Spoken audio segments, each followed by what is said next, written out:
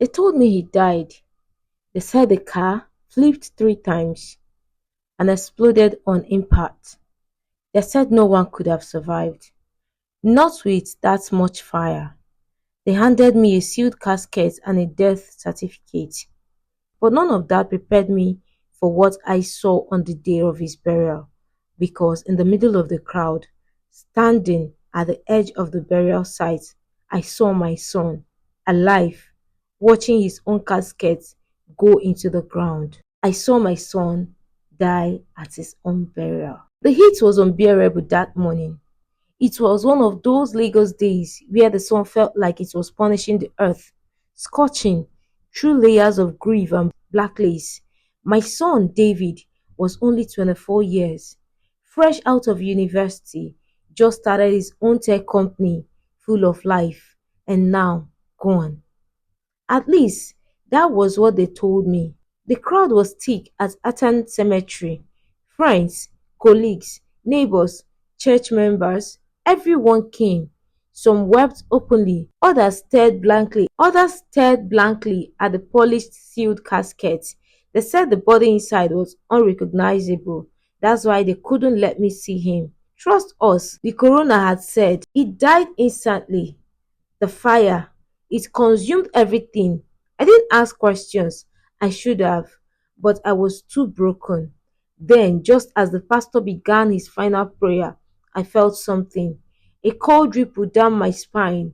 I turned slowly, and there, standing near the old neem tree, his eyes locked on the coffin, was David. He wore the same jeans he left the house in 3 weeks ago, same dark hoodie.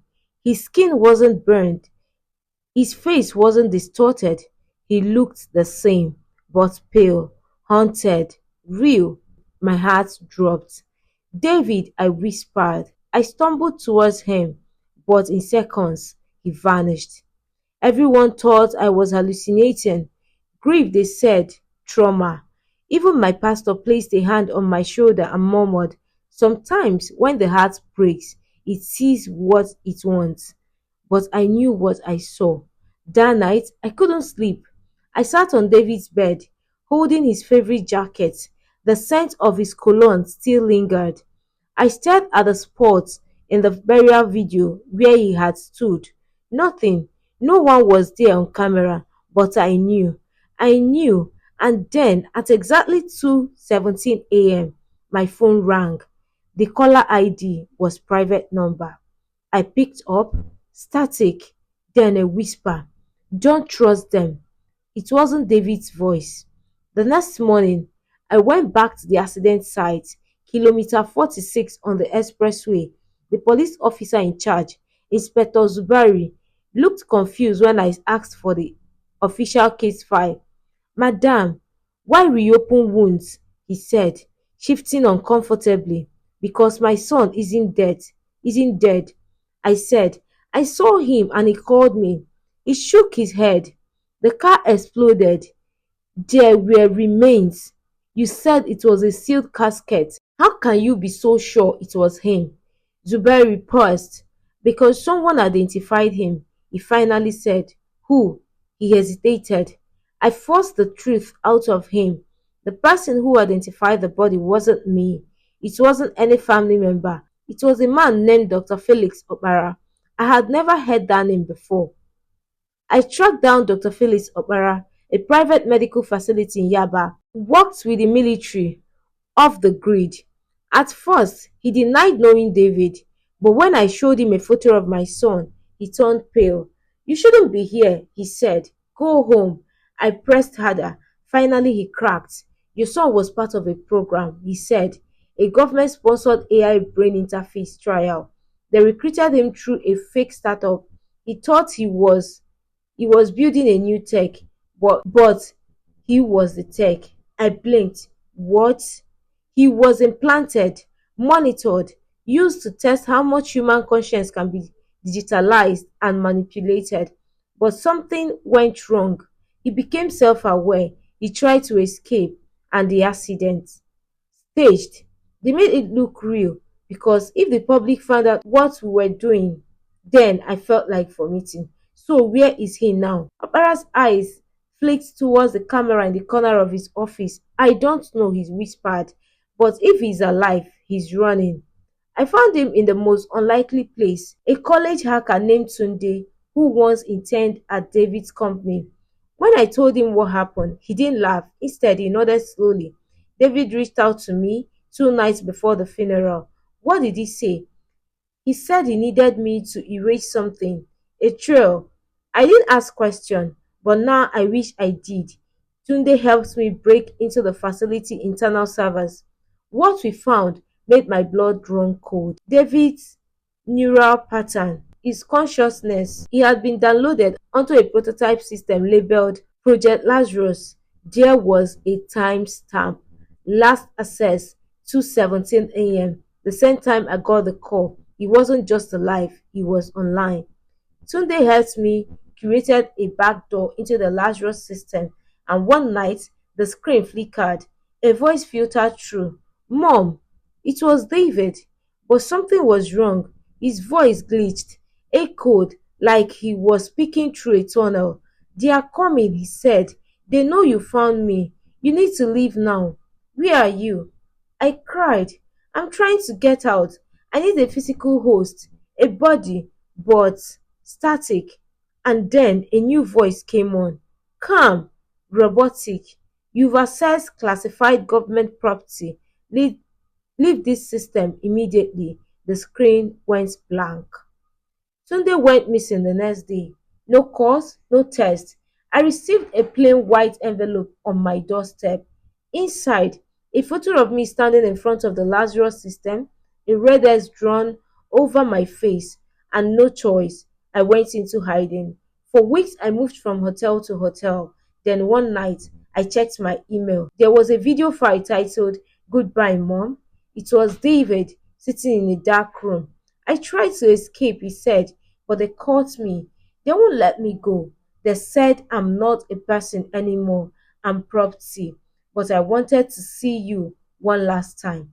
Tears rolled down my cheeks. I wish I could hug you just once, but I can't. They've buried me already. And maybe that's for the best, he paused. But you need to know this. I am not the only one. There are others, hundreds, and some of them, they are not as kind as me. The video ended. I had the grave reopened. No one wanted to allow it, but I threatened legal action. The media caught wind of it. When we opened the casket, it wasn't David. It was a mannequin, a synthetic replica, burned, lifelike, but fake. The public exploded with questions.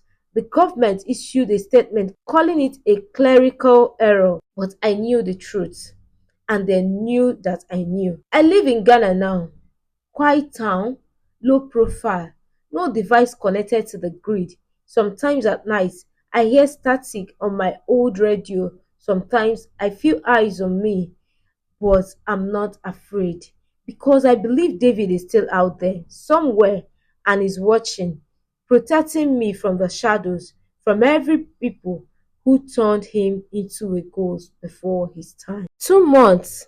That's how long I stayed hidden. But one evening while watching the sunset through my window in Ghana, the power flickered. The radio, which hadn't worked in weeks, sputtered back to life, blaring static, then a voice. Mom, it's me. I found the way back. I froze. Then came coordinates, a time, a warning, one chance, come alone. The coordinates led me deep into the outskirts of Kumasi, far from the city. A dilapidated compound, covered in veins and rust, sat at the edge of an abandoned cocoa farm. Inside was darkness and then him, David. But not exactly. He looked like himself, but his eyes flickered unnaturally, his movements were too precise, and his voice, it echoed faintly, like it was passing through something not entirely human.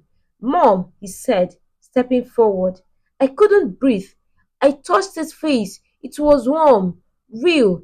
He smiled faintly. He's a hybrid body, grown from my own DNA. I hacked into Project Lazarus and used one of their prototypes. I shook my head in disbelief. How are you alive? David's expressions hardened. They tried to delete me. When my consciousness resisted full integration, they labeled me unstable. I escaped through a system transfer into a black market server cluster in Europe. That's where I rebuilt myself. I fell to my knees. You are really here.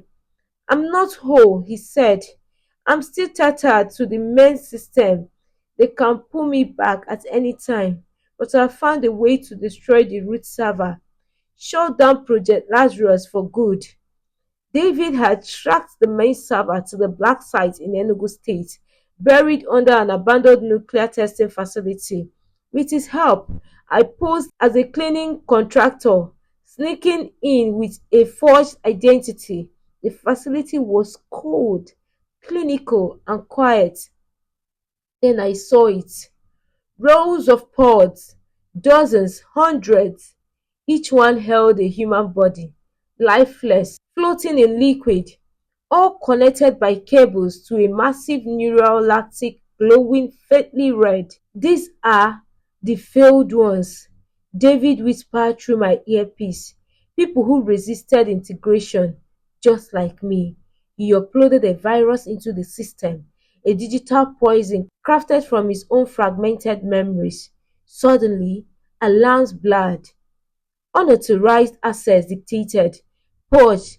Purge sequence initiated. Security stormed the corridor.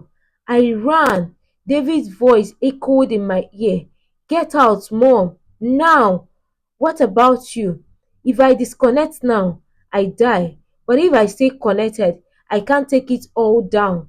No, I screamed. But it was too late. I reached the exit compound, began to implode. David's last word echoed through the comms. I died once. I won't let anyone else die for me again. Back in Ghana, I sat alone. Weeks passed. One morning, my laptop buzzed. Despite no power, no internet, a folder appeared on the desktop for more. Inside was a video. David stood in a white field, sunlight bathing his face. Behind him stretched an infinite horizon, coded patterns rippling like water. I did it, he said. The facility is gone. Project Lazarus is no more. But I couldn't save myself. Not all of me. He smiled sadly. This is the version of me that remains. A backup. A memory. Tears streamed down my face. Don't mourn me again. You didn't bury a ghost, Mom. You buried a lie. He looked up, as if towards the sky, and one day, when they try again, someone will remember what I did, what we did, and maybe they will win. The video faded. 1 year later, I opened a small tech center for children in Ghana. I named it David's Light. And every night, I tell the story of a boy who saw beyond the veil, who gave up everything to protect those who never even knew they were in danger. Sometimes the light flickers, sometimes the radio hums softly, and sometimes, just for a second, I hear his voice. I'm still here, Mom, watching, and I smile because I know he may be gone, but he's not forgotten. And in some digital corner of the world, David lives on.